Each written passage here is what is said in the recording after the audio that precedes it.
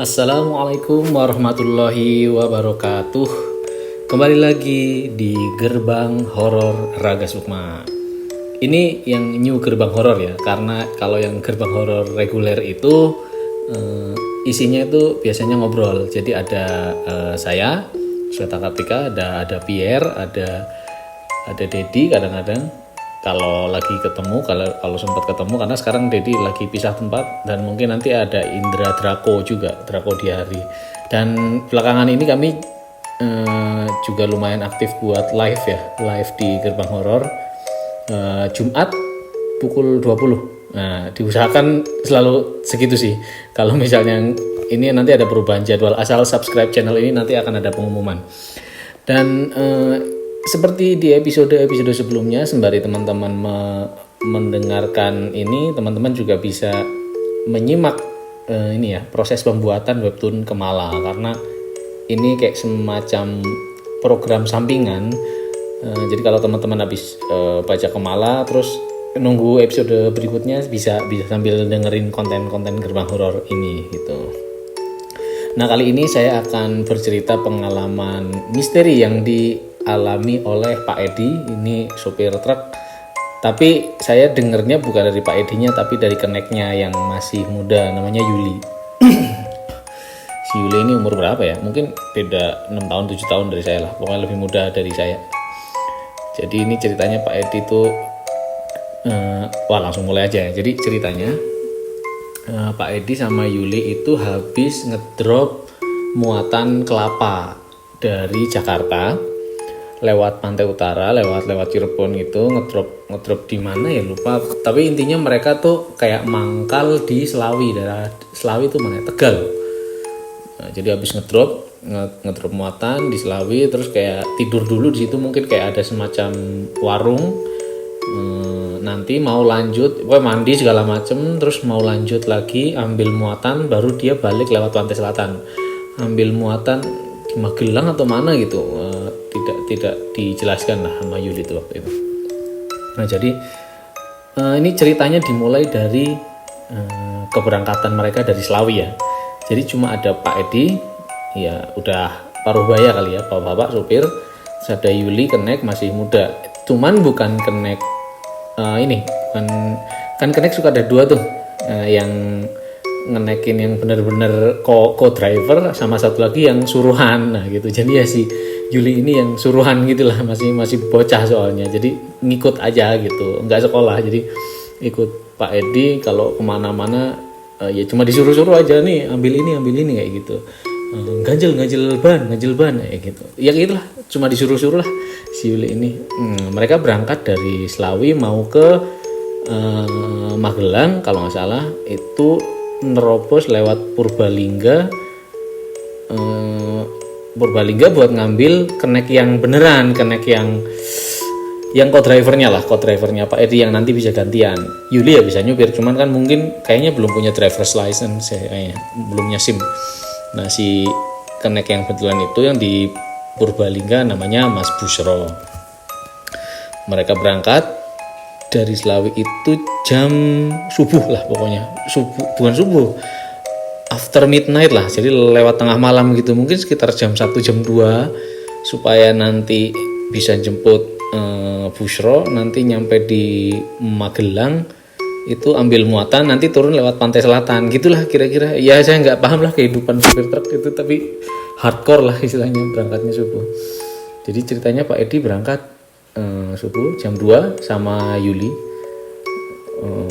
Masih petang lah istilahnya, masih petang, terus ngelewatin, saya sih nggak hafal topografinya kayak gimana, tapi setahu saya kalau dari Tegal terus dia nyempal ke kiri ke Purbalingga itu hutan bentuknya, karena itu masih nanti kayak lewat Purwokerto yang inilah, pokoknya di utaranya Gunung Slamet gitu kan, kebayang ya. Jadi di kaki gunung gitu, jalannya berkelok-kelok, topografinya naik turun, dan vegetasinya kanan kiri dipagari oleh hutan yang gelap. Itu jam 2 subuh tuh kira-kira lah berangkat. Berangkat pertama ya nggak ada apa-apa, dan udah biasa, perjalanan malam itu hal yang lazim lah, tidak ada yang istimewa. Nah, tiba-tiba di tengah jalan pas lagi mereka berkendara, ada randomly di pinggir jalan tuh ada yang kayak orang dari kejauhan kan lampu sorotnya tuh jauh. Ini bayangin jam 2 subuh nggak ada kendaraan lain ya, apalagi ini bukan jalur nasional, jadi bukan jalan nasional, jadi jalur yang terabasan gitu, biasanya dipakai untuk supir-supir truk tuh. Lampu sorotnya nembak ke jauh tuh ada orang di tengah jalan lagi ngawe-awe, melambaikan tangan, jadi kayak ngadang gitu loh, menghadang laju truknya, tapi dari kejauhan udah kelihatan, ih ada orang pak, kayak gitu kata si Yuli ke Pak Edi. Pak Edi langsung memelankan laju kendaraan.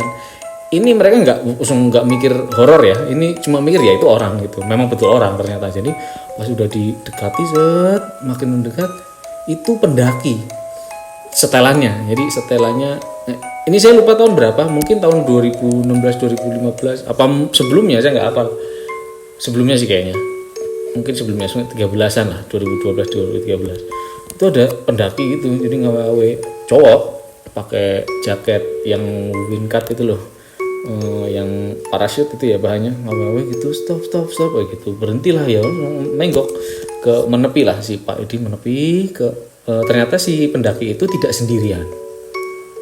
Si pendaki itu di samping jalan itu, di tepi jalan itu ada perempuan satu sama pakai jaket kayak gitu, setelan pendaki satunya lagi itu terbaring di pinggir jalan, berarti kayak pingsan gitulah. Wah akhirnya turun Pak Edi sama Yuli itu, kenapa mas ya gitu kan, Pak kata si cowok, jadi satu cowok dua cewek ya, ganjil gitu, Pak kata si cowoknya, boleh nggak kami numpang gitu. Kami tuh kesasar, jadi mereka tuh kayaknya salah ambil jalur turun, terus keluarnya di situ gitu. Kalau nggak salah sih begitu ceritanya, pokoknya nggak jelas lah itu pendaki, dan tidak bertanya, kemungkinan sih dari Gunung Slamet ya, orang nggak ada lagi gunung di situ, pokoknya dari Gunung Slamet kayaknya. Jadi langsung mau numpang gitu, mau numpang kemana gitu kan, ya pokoknya ke terminal, nanti kalau ketemu terminal turun kayak gitu.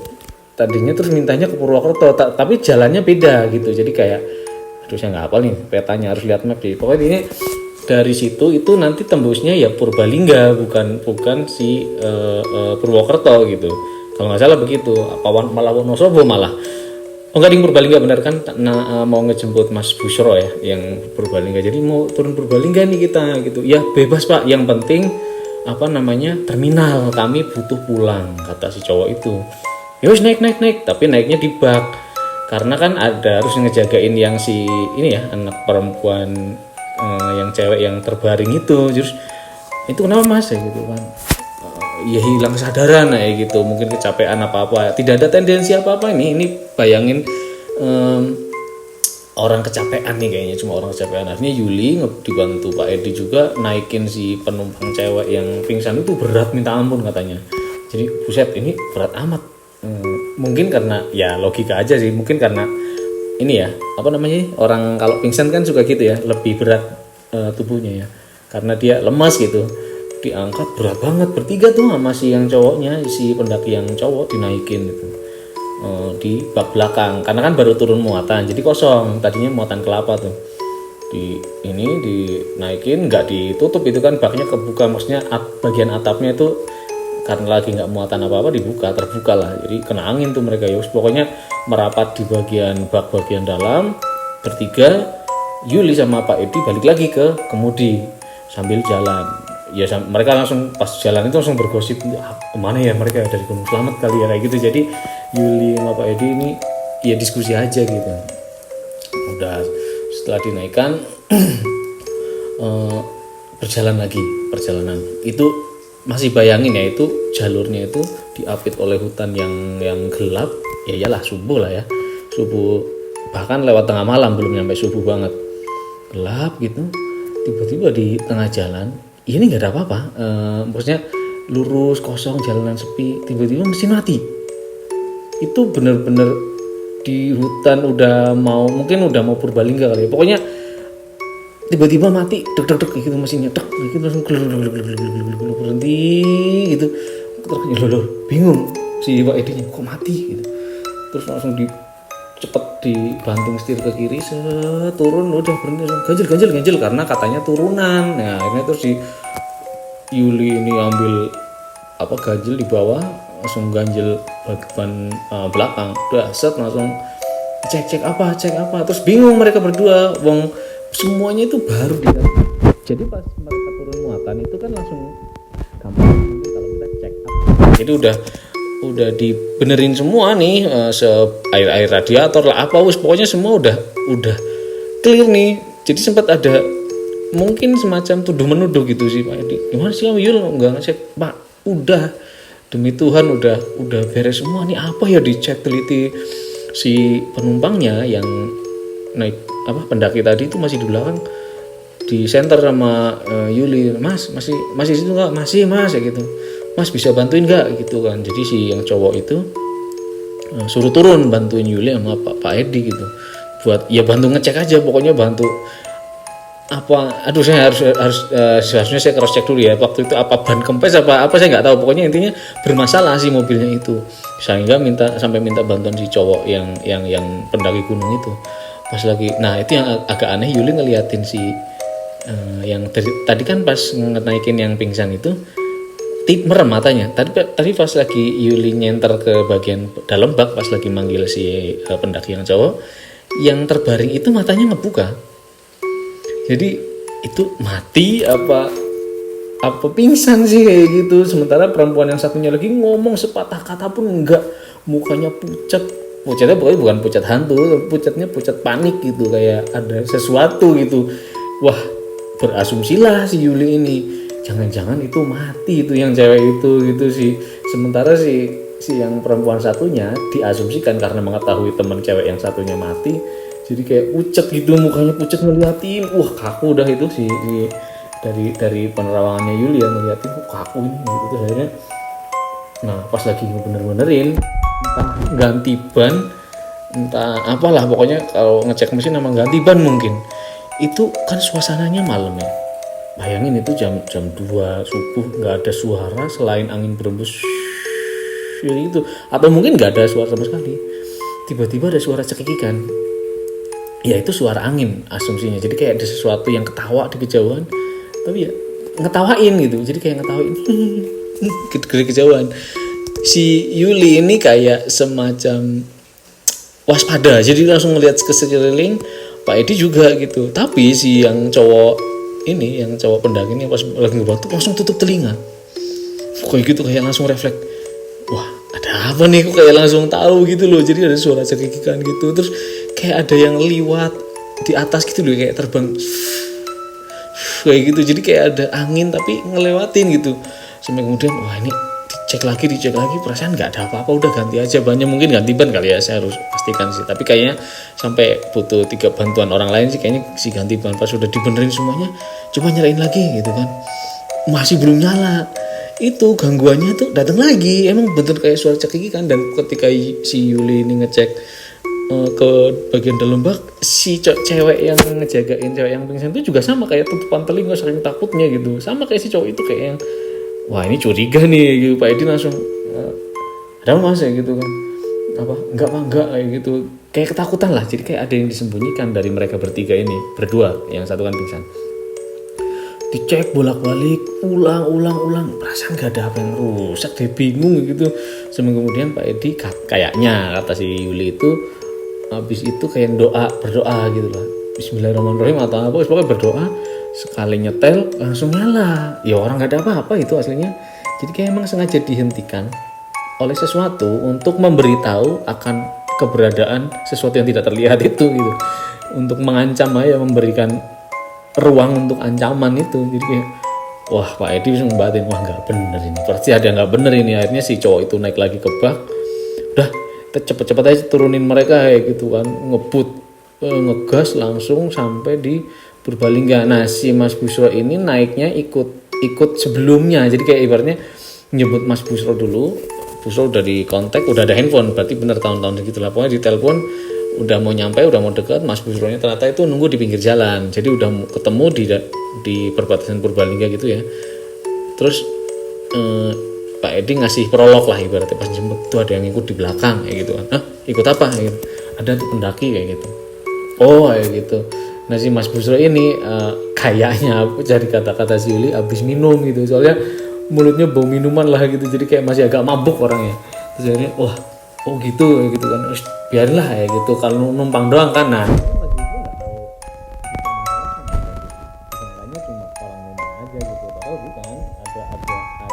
dikasih pelangi, benar ya kan? Jadi Mas Rizal itu langsung di Yuli di sana, Mas Yuli di tepian, di tepi pinggir, Pak Edi nyetir, tidur di Mas Rizal ini.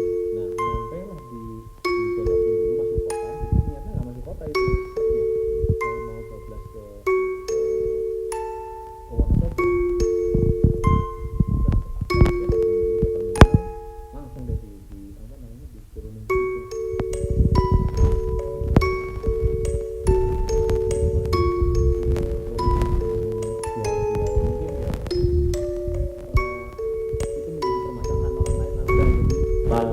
Edi nggak mau ikut campur, Yuli juga gitu, jadi turunin. Dan tadi yang disempat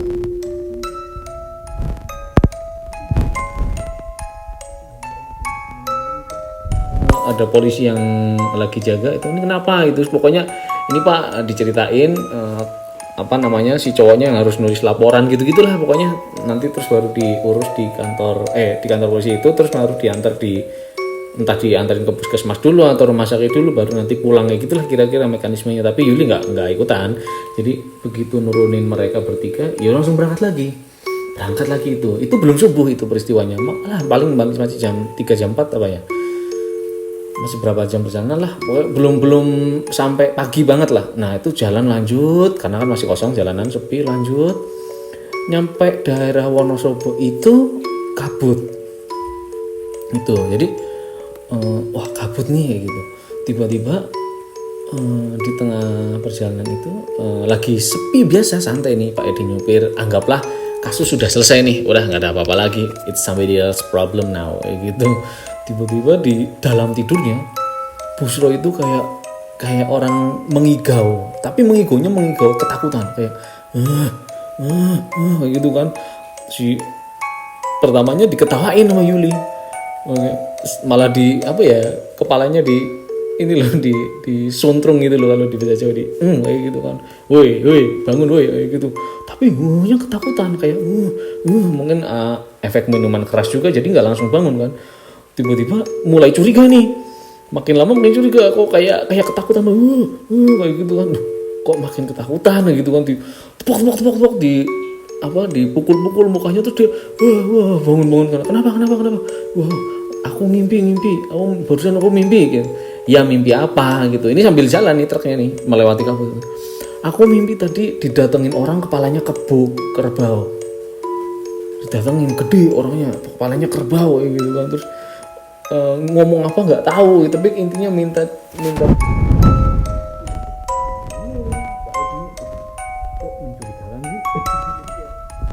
nggak bener nih kayaknya, nggak bener nih kayak gini. Jadi udah mulai serius kamu kayak gitu. Iya.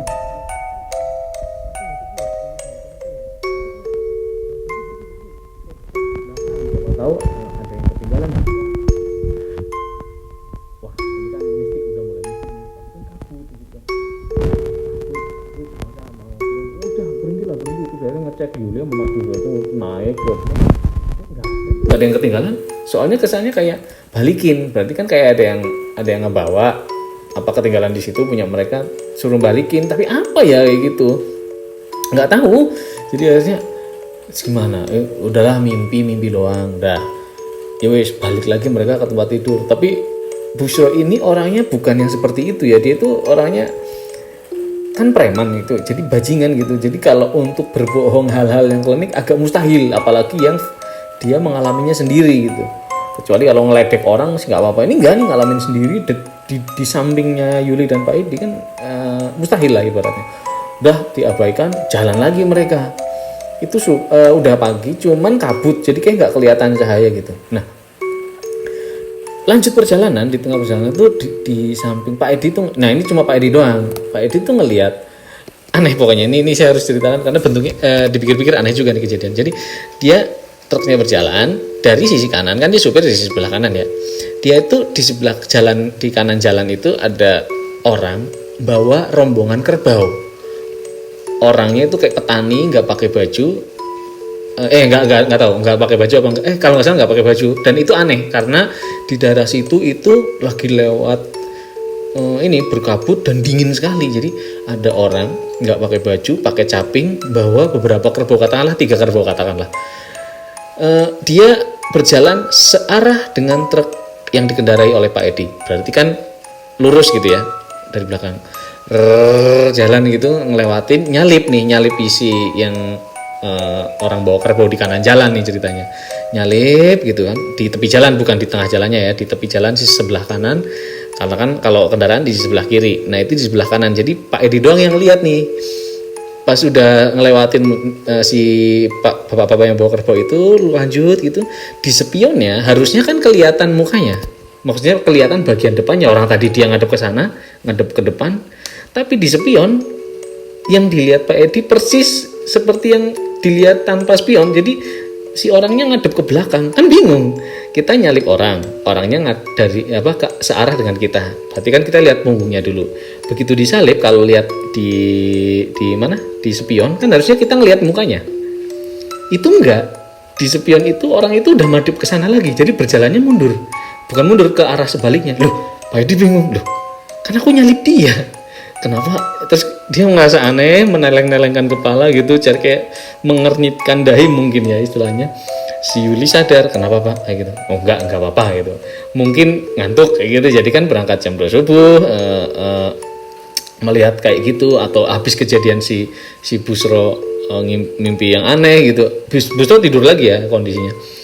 Dia langsung, kok aneh ya gitu. Udah di depan, di belokan depan gitulah. Ketemu lagi itu si penggembala kerbau tadi. Ketemu lagi persis, nggak pakai baju, pakai caping. Nah, tapi langsung nyikut Yul, kayak gitu. Lihat depan ya gitu kan. Terus Yuli lihat. Nah, pas lagi disalip itu si Pak Edi memastikan lagi dong. Ini kalau balik lagi di spion itu dia nggak kelihatan mukanya, nggak kelihatan bagian depannya, ini berarti nggak bener ini. Jadi dia kayak film The Matrix itu loh, ngelihat glitch gitu loh. Kok ada lagi sih, padahal baru disalip, baru lihat lagi nyenggol Yuli lihat, dilihat di spion persis sama seperti yang tadi kejadiannya. Jadi dia ngelihat belakang. Wah, itu udah mulai nggak bener. Wah, nggak bener ini kayak gitu. Terus kita harus cepet-cepet nyampe Wonosobo lah, makan sarapan gitu kan. Mampirlah mampir di warung, berhenti sebentar, mampir di warung gitu. Ada ramai truk lain, jadi kayak semacam warung langganan mungkin ya. Tapi saya nggak tahu apakah seperti itu, apa memang itu randomly nemu warung supaya mereka butuh kopi kayaknya, ini butuh pencerahan, butuh supaya matanya melek lagi. Habis bingung gitu ngeliat kejadian kayak gitu kan, akhirnya mampir ngopi segala macam. Nasi ibu warung kopi itu lucu nih, jadi gini, mereka ngopi, udah ya ada supir truk lain mungkin ya, pokoknya ngopi, makan tempe segala macam udah. Terus pas lagi mau naik, si ibu yang tadi jualan ngomongnya kayak gini, nanyanya ke Pak Edi, Pak itu mau nurunin kerbau di mana? Aneh banget. Nggak ada muatan, nggak ada muat apa-apa begitu. Kita baru mau ngambil barang di Magelang gitu. Jadi terus, lo itu tadi Anda yang truknya baknya kuning kan, katakanlah gitu ya. Jadi kayak memastikan si ibunya, banyak banget kerbaunya, berisik lagi gitu. Loh enggak Bu, kosong itu Bu, kayak gitu. Enggak, tadi saya lihat ada kerbaunya itu banyak kayak gitu. Loh, bingung lah langsung. Wah, ini ada apa sih? Coba dicek lagi. Ibu itu saking nggak percaya ya. Ini pos udah mau bayar lah gitu. Jadi kayak udah mau bayar, si ibu itu ramah tamah aja. Sebetulnya cuma nanya, Pak mau turun di mana kerbaunya gitu.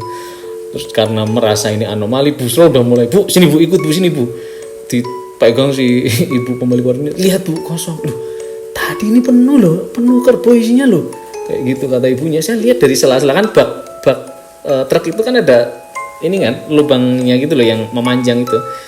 Ada ya untuk mengintip isinya lah gitu kira-kira di tepi kanan kirinya. Jadi ada kelihatan tuh kerbau banyak tadi ya gitu kan. Wah, nggak ada ya gitu, nggak ada Bu. Wah, ya mungkin saya salah lihat. Cuman kan yang bertiga ini Pak Edi, Yuli sama Mas Bro udah lirik-lirikan aja nih. Wah, ini ada sesuatu keywordnya itu kerbau. Oke lah, ini dianggap wah ini harus diruyah ini truknya nih gara-gara tadi nih pasti gitu kan. Terus wah ini sih kamu sih Pak naikin orang, lah nggak tahu orang tadi cuma orang kesasar, salahnya apa naikin orang kesasar mendaki ini. Tapi waktu itu belum ada koneksi ke sana, jadi intinya tidak cuma Yuli yang merasa ini ada hubungannya dengan 3 orang tadi, tapi Pak Edi sama Bu Suro ini tidak merasa, langsung mengoneksikan peristiwa mistik yang mereka alami ke orang pendaki tadi. Nggak ada mikir ke sana. Nah udah tuh, udah abaikan, naik lagi, ya udah naik lagi. Udah pagi kondisinya, tapi berkabut. Memang jalan sana berkabut kalau pagi itu. Lewat Wonosobo, muter-muter, bablas, udah mulai agak siang lah. Terus akhirnya ini udah mendekati daerah mana itu kayak kebun teh gitu loh. Jadi kanan kirinya tuh kebun teh. Mungkin selewat masih Wonosobo mungkin, tapi intinya kayak kebun teh, kanan kirinya kebun teh. Ya indah lah kalau di ini, kata si Yuli ya. Sepi, tiba-tiba jalanan menjadi sepi lagi. Ya namanya juga pagi ya. Pagi sepi, hujan. Turunlah hujan. Wah, for your information, di gunung itu, daerah gunung pegunungan lazim lah namanya hujan random di pagi hari itu kayak gitu, tapi tiba-tiba terang lagi kayak gitu. Itu lagi berkelok-kelok melewati perkebunan teh, hujan, tiba-tiba terdengar suara duh gitu di bagian bak. Duh, kenceng banget suaranya, duh gitu. Apa ya? Kayak gitu kan. Terus apa? Kayak pokoknya gini, ilustrasikan seperti ada orang melempar batu gede banget, batunya sekursi mungkin lah, atau melempar kursi kayu ke dalam bak tapi dari luar. Jadi kayak gludah kayak gitu loh. Terus berhenti, turun, hujan-hujan, cek kayak gitu kan. Ini ngeceknya langsung barengan bertiga. Udah mulai kan, anggaplah ini udah akumulasi ya peristiwa mistiknya. Jadi ini udah mulai makin gak bener gitu. Dan pada saat pengecekan itu tidak ada kendaraan lain yang lewat. Ini loh mereka sendiri di tengah kabut, dikepung kebun teh, hujan, keluar, dicek di bagian baknya, nggak ada apa-apa gitu kan, kosong. Asli nggak denger, semuanya bersepakat denger asli ada yang naruh, kayak ada yang melempar batu gitu kan, mungkin batu kali ya. Terus udah masuk lagi kan, masuk ke apa namanya, oh sorry ini yang kelewat nih, saya kelewat banget. Jadi tadi pas inget gak pas lagi para truknya tiba-tiba mati kan, jalanannya menurun. Nah itu ganjelnya itu ambil batu. Saya harus koreksi lagi.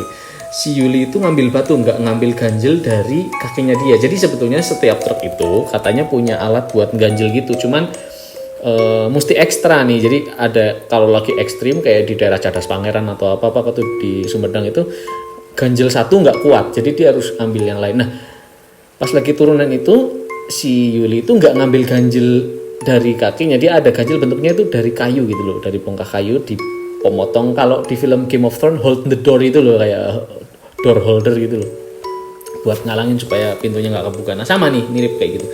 Nah pas lagi awal ya, saya harus mundur flashback, pada saat mesinnya tiba-tiba mati tadi, masih bawa 3 orang pendaki itu, Yuli itu turun karena mobilnya ini menggelinding ya, dulu Yuli itu refleks ngambil batu buat ganjel si ban belakang truknya. Nah abis itu batunya tuh dibawa naik. Nah itu saya harus ini lengkapi ceritanya. Nah batu itu kan ada di bawah kaki, karena ganjelnya entah ketinggalan entah apa ya, pokoknya itu batu itu kemudian diputuskan untuk dibawa.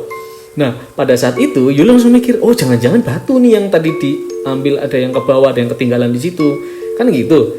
Ini pas lagi ngecek, ada suara batu gludak itu pas mereka tinggal bertiga itu, wah jangan-jangan batu itu. Pas dicek ke dalam, wah kaget dong itu mereka bertiga.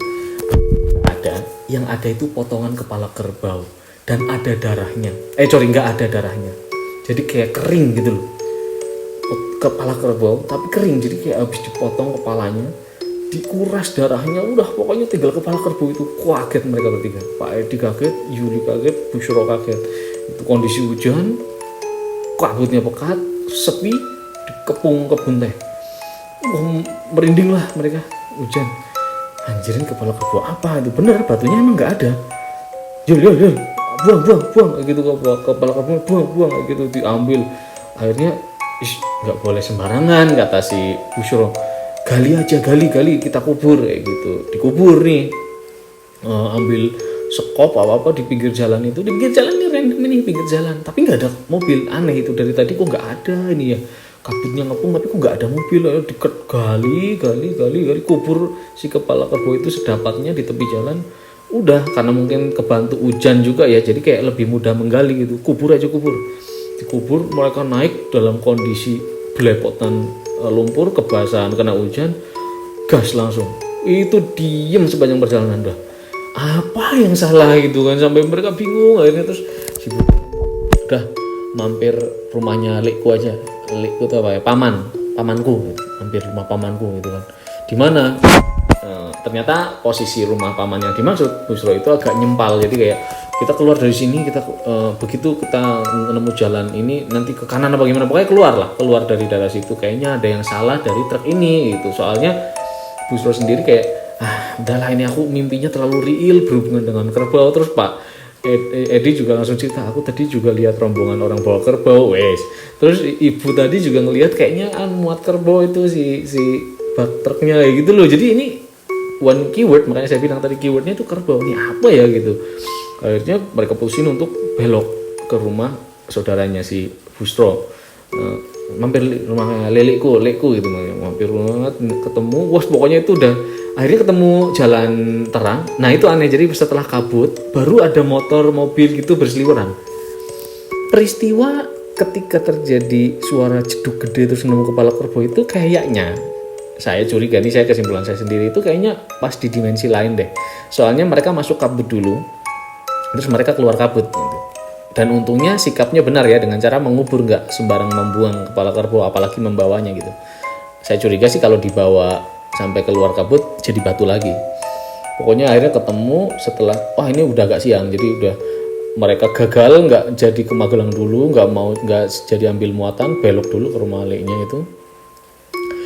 Nyampe di sana karena orang-orang petani ya, si lelenya itu nungguin dari sawah, balik dari sawah. Jadi mereka nyampe ke rumah itu, mampir sama truknya, Busro turun, mereka bertiga turun, terus manggil le ini mana gitu, di sawah kayak gitu kan, panggil ada anaknya gitu, lari manggil.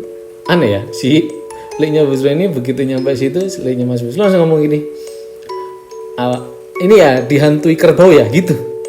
Jadi kayak udah tahu gitu dari kejauhan, emang indigo tingkat tinggi gitu kan, dihantui kerbau ya kayak gitu. Jadi udah apa, wah belum, nggak usah pakai cerita dong kalau gitu. Terus akhirnya kayak di ru'yah gitu, ini diguyang dulu aja truknya, dimandiin gitu, dimandiin dulu aja nanti baru sambil dibersihin gitu, kata si ibunya itu. Terus dicerita begitu udah selesai dimandiin, kalian juga mandinya di sungai. Jadi truknya itu dimandinya di sungai ya, kayak diceburin gitulah. Bukan sungai irigasi, sungai kali betul gitu. Jadi langsung dimandiin di situ, mereka juga mandi sekalian. Itu siang-siang udah baru diceritain sama silinya itu ada yang ikut di belakang gitu kan. Bingung kan. Ya ikut apa? Tadi beneran nih, soalnya aku ngimpi suruh ada yang balikin. Yang ikut ini ya siluman kerbau ya? Oh bukan. Siluman kerbaunya tuh yang justru pengen yang ikut di belakang itu dibalikin ke dia. Bingung lah langsung si Pak Edi, Yuli yang Busro, apa ya yang ketinggalan? Yang ketinggalan tuh ada ada cewek itu bajunya baju mendaki ini. Langsung Yuli tepuk jidat, kan ada hubungannya. Jadi mungkin tadi sempat ada diskusi kali ya di mobil tadi, kayaknya ada hubungannya sama si pendaki tadi. Tapi mungkin Pak Edi atau Busro itu kayak mengelak gitu, menangkis lah, menampik, nggak mungkin. Ternyata benar. Jadi kata si leleknya pamannya si Busro ini, ada bukan arwah, sukmanya si pendaki yang tadi pingsan itu ternyata bukan pingsan, jadi kayak sukmanya ketinggalan di situ. Jadi pas turun itu tidak ada sukmanya, kosong gitu ya, pingsan, masih ada nyawanya, masih ada raganya, tapi tidak ada sukmanya, kosong, sukmanya ketinggalan di situ. Dan ternyata katanya si lelenya itu si cewek itu disir itu ditaksir, disukai oleh penunggu kaki Gunung Slamet, kakinya puncaknya itu disukai, baru diambil separoh si sukmanya, tapi menolak nih yang perempuan ini, saya nggak mau dinikahi nggak mau gitu, mau dinikahkan itu, mau dinikahi apa dinikahan pokoknya nah yang nikah itu pangeran. Kalau dilihat sama si yang perempuan ini itu ganteng, tapi perempuan ini nggak mau karena ternyata si perempuan ini juga mau menikah gitu. Itu tapi hanya kayak pandangan sekilas, penerawangan gampangannya. Si pamannya Busro itu menerawang gitu. Itu disukai itu, tapi dia nggak mau. Jadi baru separuh keluar sukmanya itu, dia pingsan kan otomatis. Tapi terus mereka bertiga langsung disasarin supaya terjebak di situ, terus baru berhasil keluar. Nah, ikut mobil truknya. Nah, ternyata diikutin sama si pangeran itu dan pasukannya ya sama kepala kerbau gitu, badannya besar itu. Cuman nggak bisa diambil sembarangan karena si truk itu secara hak milik itu kan miliknya Pak Edi, jadi minta Pak Edi balikin, itu punya gua, ya gitu kata si siluman kerbaunya gitu. Terus waduh gitu si Pak Edi, ya nggak mungkin lah kita ngasih sukma ini ke itu, ya udah emang nggak mungkin kata si iliknya. Ya udah, ini harus cepet-cepet si sukmanya itu yang ketinggalan itu harus cepet-cepet dibalikin ke raganya si perempuan gitu, kalau enggak nanti koma apa gimana lah pokoknya. Nah, terus gimana gitu, masa balikin ke sana? Oh nggak usah kayak gitu. Jadi dari sini bisa kayak gitu. Jadi kayak si pamannya Mas Busro ini bisa balikin gitu, terus disyarati gitu loh. Jadi untuk kayak semacam apa ya, bargain kali ya. Jadi bargainnya adalah sukmanya nanti bisa dibalikin ke entah di mana tuh si para pendaki itu. Mungkin udah di rumah sakit, mungkin udah ya tidak diketahui ini keberadaannya. Cuman si sukmanya ketinggalan di situ. Terus diajak ngobrol kata si pamannya Mas Busro ini. Jadi kayak, kamu di mana, namanya siapa gitu. Takut, kelihatan ketakutan banget di situ di belakang itu. Jadi takut aku mau pulang gitu. Ya udah, terus dibalikin. Nah, bergennya kayak ada ritualnya lah, apa kembang apa. Nah, itu saya tidak mendapatkan ceritanya dari Yuli. Jadi kayak ada semacam ritual meruat gitu, meruat bak truknya sambil mengantarkan si sukma ini ke tubuhnya. Nah, itu juga saya nggak diceritain. Apakah mungkin dengan si liliknya itu meraga sukma? Yang jelas mereka itu tidak bisa langsung berangkat. Jadi mereka tuh stay dulu di situ, di daerah, saya nggak tahu juga tuh daerah mana. Pokoknya di rumahnya pamannya Mas Busro, diruat ritual.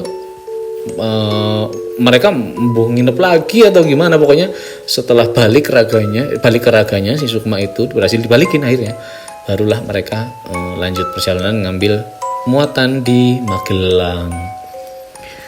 Ya gitu sih ceritanya. Nah, saya juga punya banyak orang sebetulnya itu kayak apa sih yang sudah mereka perbuat si para pendaki ini sehingga si satu di antara mereka itu kayak ditaksir. Pasti ada sebabnya. Itu adalah pokoknya pasti ada sebabnya. Jadi nggak ujuk-ujuk gitu, atau bisa jadi ya karena ada ya, mungkin ada yang menstruasi juga, pasti ada triggernya gitu yang kemudian membuat dia disukai dan diburu gitu sih asumsinya sih. Mereka diburu, dihunting sama si siluman kerbau ini karena mau diajak nikah, terus karena biar mereka nggak sampai keluar dunia manusia disasarin, makanya keluarnya di situ. Itu benar-benar, saya harus lihat map sih, tapi kayaknya jauh deh dari Gunung Selamat gitu. Itu sih ceritanya, karena tidak ada informasi lebih. Saya itu sepotong-sepotong saya rangkai, saya satukan ceritanya, saya jahit supaya bisa mudah didengar dan dinikmati. Itu saja cerita yang saya bisa share kali ini. Teman-teman saksikan terus Gerbang Horor Raga Sukma setiap Jumat pada pukul 20.00 dan juga penayangan Kemala pada hari Kamis pukul 22.00. Dan jangan lupa beli koinnya untuk season kedua ini supaya autornya bersemangat melanjutkan cerita Kemala. Terima kasih sudah menyimak. Assalamualaikum warahmatullahi wabarakatuh.